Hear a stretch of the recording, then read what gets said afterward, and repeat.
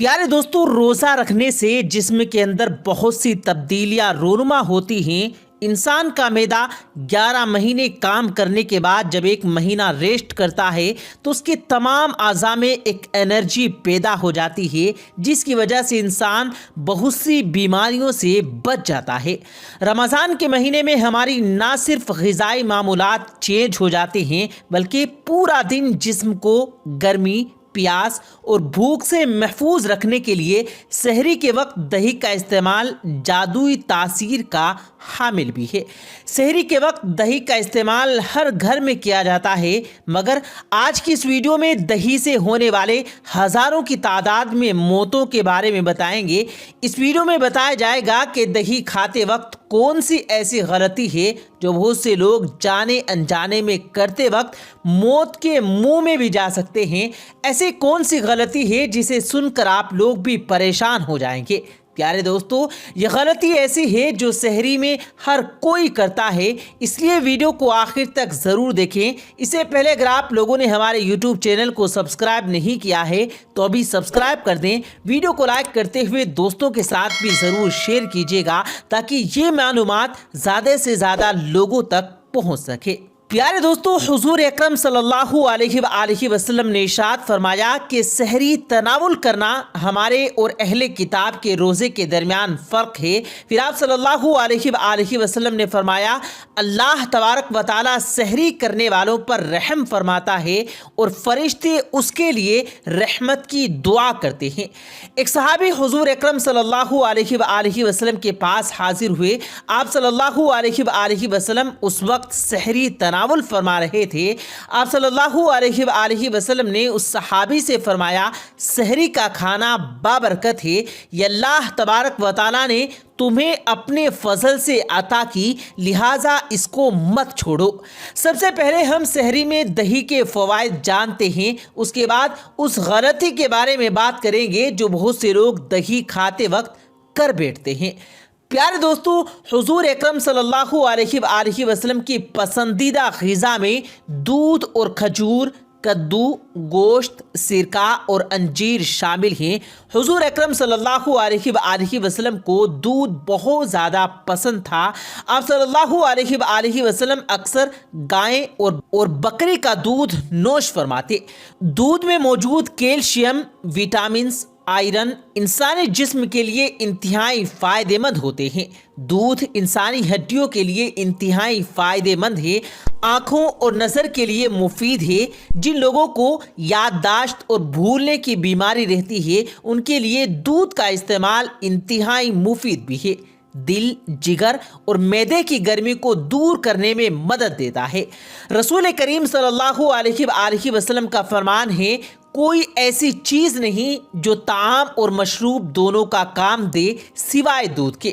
اللہ تبارک و تعالیٰ قرآن مجید میں فرماتا ہے، تمہارے لیے مویشیوں میں بھی ایک سبق موجود ہے، ان کے پیٹ سے گوبر اور خون کے درمیان ہم تمہیں ایک چیز پلاتے ہیں، یعنی خالص دودھ، جو پینے والوں کے لیے نہایت ہی خوشگوار ہے۔ حضور اکرم صلی اللہ علیہ وآلہ وسلم دودھ کو اسی لیے بہت زیادہ پسند کرتے تھے کیونکہ یہ قوت باہ پیدا کرتا ہے، معدے میں جلد ہضم ہو جاتا ہے، بدن کی خشکی کو دور کرتا ہے، منی پیدا کرتا ہے، چہرے کا رنگ سرخ کرتا ہے، دماغ کو مضبوط کرتا ہے۔ حضور اکرم صلی اللہ علیہ وآلہ وسلم کبھی کبھی دودھ میں ٹھنڈا پانی ملا کر بھی نوش فرماتے تھے۔ ایک اور جگہ حضور اکرم صلی اللہ علیہ وآلہ وسلم نے فرمایا، گائے کا دودھ پیا کرو، یہ ہر درخت سے غذا حاصل کرتی ہے، اس میں ہر بیماری سے شفا ہے، جبکہ اس کا گھی دوا ہے۔ دودھ سے بننے والی تمام چیزیں انسانی صحت کے لیے انتہائی فائدہ مند ہیں، اسی لیے اب ہم دودھ سے بننے والی دہی کا ذکر کریں گے۔ گرمی کے موسم میں پورا دن بغیر پانی کے گزارنا اور روزہ مکمل کرنا یہ اللہ تبارک و تعالیٰ کی دی ہوئی ہمت سے ممکن ہوتا ہے۔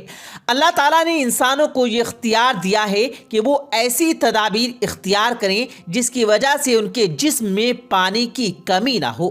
جو لوگ سحری کے وقت دہی کو استعمال کرتے ہیں ان کو کون کون سے فائدے حاصل ہوتے ہیں اس کے بارے میں بھی بات کریں گے۔ دہی معدے کے نظام کو درست کرتا ہے۔ دہی میں موجود پرو بایوٹکس ایک ایسا جوس ہے جو انسانی آنتوں کو مضبوط رکھنے میں اہم رول پلے کرتا ہے۔ دہی میں زنک اور دیگر معدنیات بھی ہوتے ہیں جو انسانی صحت کے لیے انتہائی مفید ہوتے ہیں۔ پرو بایوٹکس نزلہ زکام کے خلاف لڑنے میں مدد کرتا ہے۔ دہی پروٹین کا بہترین ذریعہ ہے۔ پروٹین اعضاء کی کمزوری کے لیے انتہائی مفید ہے۔ یہ پروٹین جسم میں موجود پٹھوں کو درست کرتی ہے۔ دہی آپ کی ہڈیوں کے لیے انتہائی اچھا ہے۔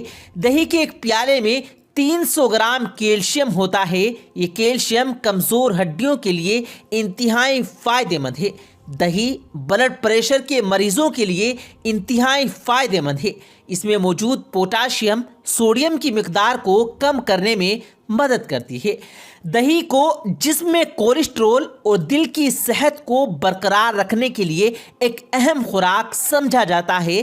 جو لوگ دہی کا استعمال کرتے ہیں ان میں قلبی فطرت 16% تک کم ہو جاتی ہے۔ دہی میں موجود سرطان پیدا کرنے والے اجزاء ہوتے ہیں جو کینسر کے خطرات کو کم کرنے میں مدد دیتے ہیں۔ دہی وزن کو کم کرنے میں بھی اہم رول پلے کرتی ہے۔ دہی پٹھوں کی تعمیر میں مدد کرتا ہے۔ یہ جسم پر آنے والی فالتو چربی کو جلانے میں مدد کرتا ہے۔ جب موسم کی چینجنگ ہو تو دہی الرجی کو کم کرنے میں اہم کردار پلے کرتا ہے۔ دہی کا سب سے بڑا فائدہ یہ ہے کہ افطار تک پیاس کی شدت کو کم کرنے میں مدد کرتا ہے۔ جو لوگ دہی کا استعمال کرتے ہیں انہیں افطار تک کسی بھی پریشانی کا سامنا نہیں کرنا پڑتا۔ دہی کا آغاز سب سے پہلے اٹلی میں ہوا۔ جب اٹلی کا بادشاہ بیمار ہوا تو اس کے ڈاکٹرز نے اسے دودھ سے بنا ہوا دہی کھلایا، جس کی وجہ سے وہ صحت یاب ہو گیا۔ جرمن کے لوگ اس بات پر یقین کرتے ہیں کہ جو لوگ دہی کا استعمال کرتے ہیں ان کے قد لمبے اور ان کی عمریں بھی لمبی ہوتی ہیں۔ یہ تمام فائدے آپ جان چکے ہیں دوستو، مگر اس کے ساتھ ساتھ اس کے کچھ نقصانات بھی ہیں۔ سحری میں وقت کم ہونے کی وجہ سے بہت سے لوگ جلدی دہی کھانے کے بعد فوراً چائے کا استعمال کرتے ہیں، جس کی وجہ سے پیٹ میں ایسی تیزابیت ہونے کا خدشہ ہوتا ہے جو آپ کو موت کے منہ تک لے جا سکتی ہے۔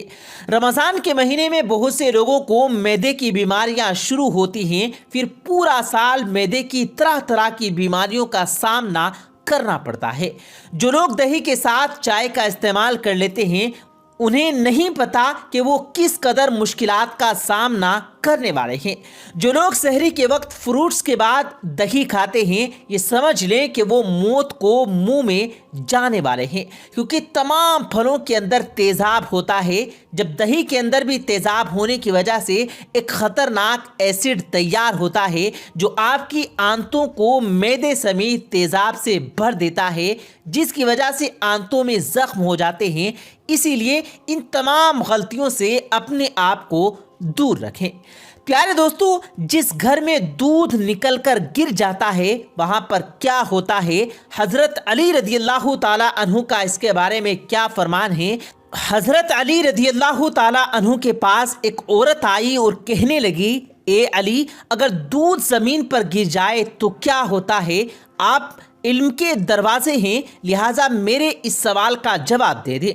حضرت علی رضی اللہ تعالی عنہ نے فرمایا کہ جس گھر میں اللہ کا دیا ہوا رزق پامال ہوتا ہے اس کی توہین کی جاتی ہے، اس گھر سے رزق کو اٹھا لیا جاتا ہے، اس گھر میں تنگ دستی اور غربت آتی ہے، اس گھر میں لڑائی جھگڑے ہوتے ہیں، اس گھر کا سکون تباہ و برباد ہو جاتا ہے۔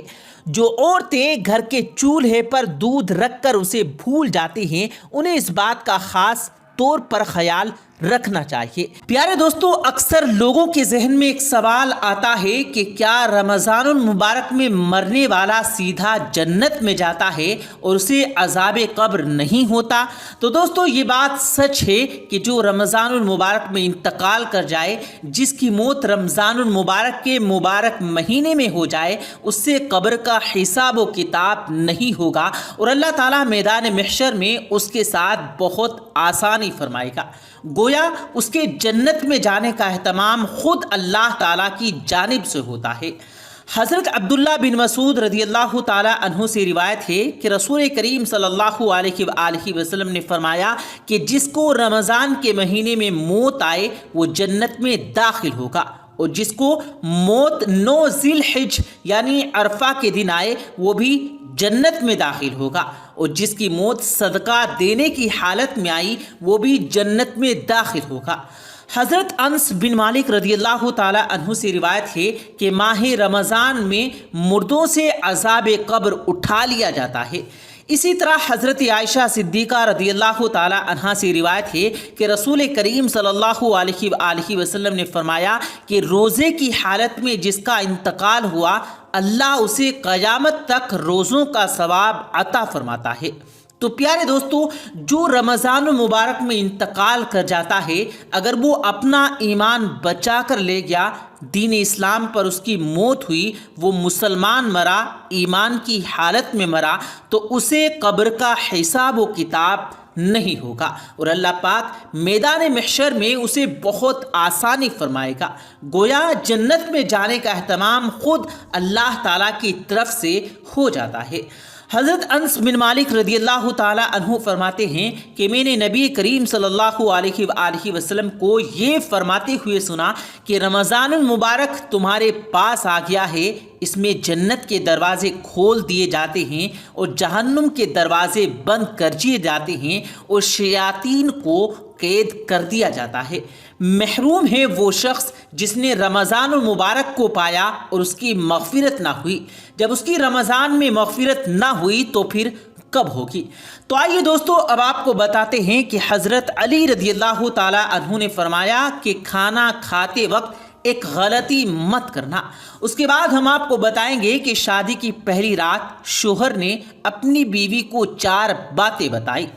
حضرت علی رضی اللہ تعالیٰ عنہ کے پاس ایک شخص آ کر پوچھنے لگا، یا علی، میں باتوں کو بھول جاتا ہوں، میری یادداشت کمزور ہے اور دن بدن میرا دماغ کمزور ہوتا جا رہا ہے۔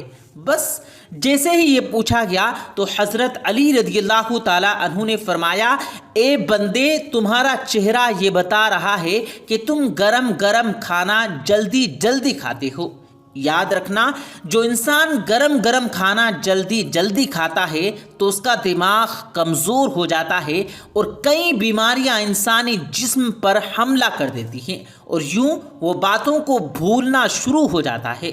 تو وہ حضرت علی رضی اللہ تعالیٰ عنہ سے پوچھنے لگا، اے علی، بتائیے کہ پھر میں کھانا کیسے کھاؤں جس سے میرے دماغ کو اور میرے جسم کو صحیح طریقے سے فائدہ ملے؟ تو حضرت علی رضی اللہ تعالیٰ عنہ نے فرمایا، کھانا کھانے سے پہلے اللہ کا نام لیا کرو، کھانا بیٹھ کر کھایا کرو اور سیدھے ہاتھ سے کھایا کرو، اور کھانا ٹھنڈا کر کے چھوٹے چھوٹے نوالے منہ میں ڈالا کرو اور خوب چبایا کرو، اور کھانا کھانے کے بعد پیٹ بھر کر پانی نہ پیا کرو۔ یاد رکھنا کہ اللہ تعالیٰ نے غذا میں برکت اور رحمت کو پوشیدہ کیا۔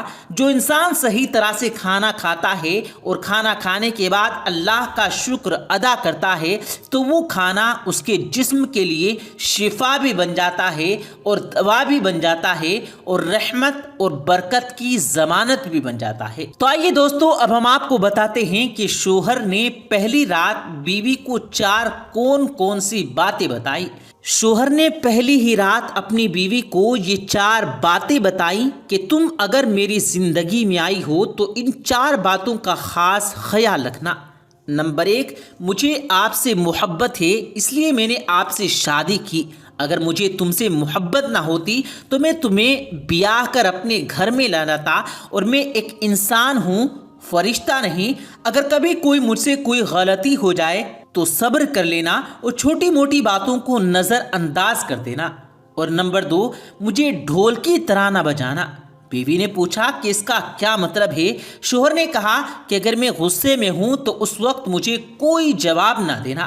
مرد غصے میں ہو اور عورت نظر انداز کر جائے، اور یا پھر اگر عورت غصے میں ہو تو مرد کو نظر انداز کر دینا چاہیے، تو یہی بہتر ہے۔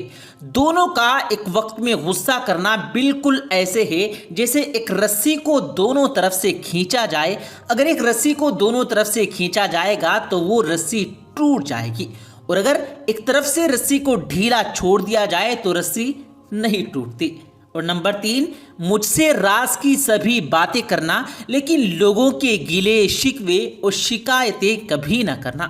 اور نمبر 4، دل ایک ہے، یا تو اس میں محبت رہ سکتی ہے یا پھر نفرت، ایک وقت میں دونوں چیزیں دل میں نہیں رہ سکتی۔ اگر زندگی میں کبھی میری کوئی بات بری لگے تو اسے دل میں نہ رکھنا۔ تو آئیے دوستو، اب ہم آپ کو بتاتے ہیں کہ جن گھروں میں رات کے کھانے کے برتن نہیں دھوئے جاتے ان گھروں میں کیا ہوتا ہے۔ اس بارے میں حضرت علی رضی اللہ تعالی عنہ نے کیا فرمایا ہے۔ ایک مرتبہ پیارے دوستو، حضرت علی رضی اللہ تعالی عنہ کی خدمت میں ایک عورت حاضر ہو کر کہنے لگی، یا علی، میری کون سی ایسی عادت ہے کہ جس کی وجہ سے میرے گھر میں پریشانیاں ختم ہی نہیں ہوتی؟ تو حضرت علی رضی اللہ تعالی عنہ نے فرمایا، اے عورت، تیری ایک عادت نے تجھے پریشان کر کے رکھا ہے۔ وہ عورت کہنے لگی، یا علی، کون سی عادت؟ تو حضرت علی رضی اللہ تعالی عنہ نے فرمایا، تم رات کو سونے سے پہلے کھانے کے برتن ایسے ہی چھوڑ دیتی ہو۔ یاد رکھنا، جو انسان رات کو کھانے کے برتن دھوئے بغیر سو جائے تو شیطانی جن ان برتنوں کی مہک کو سونگھتے ہوئے اس گھر تک آ پہنچتے ہیں، اور یوں اس گھر کے لوگ آپس میں لڑنے جھگڑنے لگتے ہیں، نفرت کرنے لگتے ہیں، اور گھر کا سکون اور برکت ختم ہو جاتا ہے۔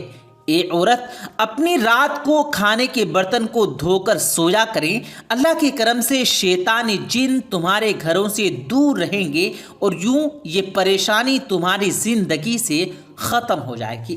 پیارے دوستو، حضرت ابو ہریرہ رضی اللہ تعالی عنہ سے روایت ہے کہ حضور کریم صلی اللہ علیہ وآلہ وسلم نے ارشاد فرمایا، 3 آدمیوں کی دعا رد نہیں ہوتی، ایک روزے دار کی افطار کے وقت، دوسری عادل بادشاہ کی، اور تیسری مظلوم کی۔ کھجور کا تذکرہ دوستو اللہ تعالیٰ نے قرآن مجید میں متعدد جگہوں پر مختلف حوالوں سے فرمایا۔ اسی طرح حدیث میں بھی کھجور کے فائدوں کی غذائی اہمیت اور طبی فائدے بیان کیے گئے ہیں۔ تمام دنیا کے مسلمان افطار کے وقت کھجور سے روزہ کھولنا ثواب سمجھتے ہیں، لیکن نئی ریسرچ سے یہ بات ثابت کی ہے کہ کھجور سے ہمارے جسم اور صحت کو بہت زیادہ فائدہ پہنچتا ہے۔ پیارے دوستو، کھجور کا درخت دنیا کے اکثر مذہبوں میں مقدس مانا جاتا ہے۔ مسلمانوں میں اس کی اہمیت کی انتہا یہ ہے کہ حضور اکرم صلی اللہ علیہ وآلہ وسلم نے تمام درختوں میں سے اس درخت کو مسلمان کہا ہے، کیونکہ صابر، شاکر اور اللہ کی طرف سے برکت والا ہے۔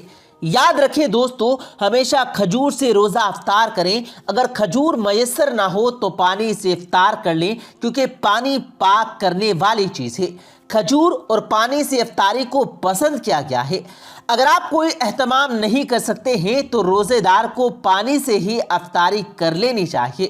پیارے دوستو، کھجور ایک قسم کا پھل ہے۔ کھجور زیادہ تر مصر اور خلیج فارس کے علاقے میں پائی جاتی ہے۔ دنیا کے سب سے اعلیٰ کھجور عجوا کھجور ہے، جو بے شمار بیماریوں کے لیے شفا یاب ہے۔ یہ سعودی عرب کے مقدس شہر مدینہ منورہ اور مضافات میں پائی جاتی ہے۔ طبی ریسرچ کے مطابق کھجور ایک ایسی منفرد اور مکمل خوراک ہے جس میں ہمارے جسم کے تمام ضروری غذائی اجزاء وافر مقدار میں پائے جاتے ہیں۔ رمضان المبارک میں افطار کے وقت کھجور کا استعمال اس کے فائدوں کا منہ بولتا ثبوت ہے۔ چونکہ دن بھر فاقے کے بعد کمزوری کم ہو جاتی ہے، اس لیے افطاری ایسی مکمل اور زود ہضم غذا سے کرنے کی ضرورت ہوتی ہے جو زیادہ سے زیادہ طاقت اور توانائی فراہم کر سکے، اور کھجور یہ تمام مقاصد پورے کرنے کی اہلیت رکھتی ہے۔ ماہرین صحت کے مطابق افطار کے موقع پر کھجور استعمال کرنے کے بے شمار فائدے ہیں۔ کھجور کھاتے ہی وہ معدہ جو دن بھر کے روزے کی وجہ سے سست پڑ جاتا ہے وہ ایک بار پھر بحال ہوتا ہے اور وہاں غذا ہضم کرنے والے خامرو اور انزائم کی پیداوار شروع ہو جاتی ہے جو افطار کے بعد کھانے کو ہضم کرنے میں مدد کرتے ہیں۔ ترمذی میں حضرت انس رضی اللہ تعالی عنہ سے روایت ہے کہ حضور نبی کریم صلی اللہ علیہ وآلہ وسلم مغرب کی نماز سے پہلے چند تر کھجوروں سے روزہ افطار فرماتے تھے۔ اگر تر کھجوریں ہر وقت میسر نہ ہوتی تو خشک کھجوروں چھواروں سے بھی افطار فرماتے تھے، اور اگر خشک کھجوریں بھی نہ ہوتی تو چند گھونٹ پانی پی لیتے تھے۔ آپ صلی اللہ علیہ وآلہ وسلم کے اس عمل کو اگر سائنسی نقطۂ نظر سے دیکھا جائے تو پتہ چلتا ہے کہ جب ہم کھجور سے افطاری کرتے ہیں اس کی مٹھاس منہ کے لعاب دار جھلی میں فوری جذب ہو کر گلوکوز میں تبدیل ہو جاتی ہے، جس سے جسم میں حرارت اور توانائی بحال ہو جاتی ہے۔ اس کے برعکس اگر تلی ہوئی یا مرغن چٹخارے دار چیزیں استعمال کی جائیں تو اس سے معدے میں عدت اور کثرت تیزابیت کے باعث سینے کی جلن اور بار بار پیاس لگتی ہے، جس سے ڈائجسٹیو اور انزائمر تحلیل ہو جاتے ہیں جو معدے کی دیواروں کو کمزور کرتے ہیں اور تبخیر کا سبب بنتے ہیں۔ پیارے دوستو، کھجور سے افطاری کرنے کی صورت میں نہ تو معدے پر بوجھ پڑتا ہے، نہ ہی معدے میں ہائیڈروکلورک ایسڈ کی زیادتی کی تاخیر کی صورت پیدا ہوتی ہے۔ لیکن دوستو، وہیں پر ان 8 قسم کے لوگوں کو کھجور نہیں کھانا چاہیے۔ آپ کو بتاتے ہیں کہ یہ کیوں نقصان دہ ہو سکتی ہے اور کن لوگوں کے لیے موت کی وجہ بن سکتی ہے، اور کھجور کن لوگوں کو پیارے دوستو، سردیوں میں اکثر لوگ کھجور کو اپنی خوراک میں شامل کرتے ہیں۔ کھجور غذائیت سے بھرپور ہوتی ہے۔ یہ پروٹین، غذائی ریشہ، وٹامن بی اور وٹامن سی کا ایک اچھا ذریعہ ہے۔ کھجور میں موجود یہ تمام عناصر صحت کے لیے بہت سے فائدے فراہم کرتے ہیں، لیکن کچھ لوگ ایسے بھی ہیں جنہیں کھجور کے استعمال سے پرہیز کرنا چاہیے۔ اب آپ کو بتاتے ہیں کہ وہ کون لوگ ہیں جو لوگ اس حال کا شکار ہوں، یعنی ان کو ڈائریا ہو، وہ کھجور کھانے سے پرہیز کریں۔ کھجور میں جلاب کا اثر ہوتا ہے جس سے اس حال کا مسئلہ بڑھ جاتا ہے۔ جن لوگوں کو پیٹ سے متعلق اس قسم کا مسئلہ ہے انہیں کھجور سے پرہیز کرنا چاہیے۔ کھجور اس حال کا مسئلہ بڑھا سکتی ہے۔ اگر بچوں کو اس حال کا مسئلہ ہو تو انہیں کھجور دینے سے گریز کریں۔ اور پیارے دوستو، زیادہ پوٹاشیم گردے کے مریضوں کے لیے نقصان دہ ہو سکتا ہے، اس لیے انہیں کھجور کے استعمال سے گریز کرنا چاہیے۔ دراصل کھجور میں پوٹاشیم کی مقدار بہت زیادہ ہوتی ہے جو کہ گردے کے مریضوں کے لیے نقصان دہ ثابت ہو سکتی ہے۔ اس کے علاوہ دوستو، اگر آپ کا وزن زیادہ ہے تو بھی آپ کو کھجور کے استعمال سے پرہیز کرنا چاہیے۔ بہت زیادہ کھجور کھانے سے موٹاپے کا خطرہ بڑھ سکتا ہے۔ در حقیقت کھجور میں کیلوریز بہت زیادہ ہوتی ہیں جس کی وجہ سے وزن بڑھتا ہے۔ اگر آپ کا وزن کم ہے تو آپ کھجور کھا سکتے ہیں، لیکن موٹاپے کے شکار لوگوں کو اس کے استعمال سے گریز کرنا چاہیے۔ 1 گرام کھجور میں تقریباً 2.8 کیلوریز ہوتی ہیں جو تیزی سے وزن میں اضافے کا باعث بنتی ہیں۔ اس کے علاوہ دوستو، کھجور نہ صرف اسہال بلکہ قبض کا باعث بھی بن سکتی ہیں۔ کھجور زیادہ کھانے سے قبض ہو سکتا ہے۔ اگر آپ کو پہلے ہی قبض ہے تو آپ کو اس کے استعمال سے گریز کرنا چاہیے۔ کھجور پاخانے کو سخت بناتی ہے جس سے قبض کے امکانات بڑھ سکتے ہیں، لیکن اگر کھجور کو محدود مقدار میں کھایا جائے تو اس سے قبض میں آرام ملتا ہے۔ کھجور میں پائے جانے والا فائبر قبض کو دور کرتا ہے۔ اس کے علاوہ زیادہ مقدار میں کھجور کا استعمال پریگننٹ عورتوں کے لیے بھی نقصان دہ ثابت ہو سکتا ہے۔